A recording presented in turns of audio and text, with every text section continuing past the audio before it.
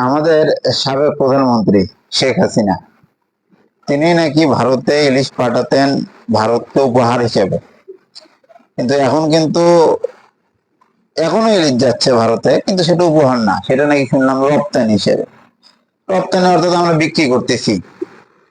যেহেতু আমরা ইলিশ খাওয়ার পরিবর্তে বিক্রি করতেছি, তাহলে অবশ্যই আমাদেরকে দাম ভালো পেতে হবে। তাহলে সেটা ভারতের বাজার না দেখে আমরা যদি সেটা বিশ্বের আরো উন্নত দেশের বাজার দেখি, আমেরিকা, চীন, জাপান, রাশিয়া, অস্ট্রেলিয়া, এসব দেশকে দেখি, আমরা এই ইলিশই বিশ্বের বড় বড় দেশে পাঠাবো। কেন আর ভারতে পাঠাচ্ছি? ভারতে না পাঠালে তো বিক্রি করা যেহেতু কথা, তাহলে দাম যেখানে বেশি হবে সেখানেই তো পাঠানো উচিত।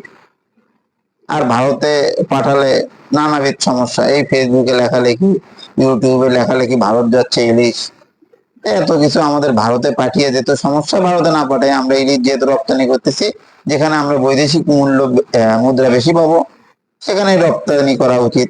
তাহলে আমরা ভারত ছেড়ে আপাতত ইলিশ মধ্যপ্রাচ্যের বড় বড় দেশেই পাঠানো উচিত।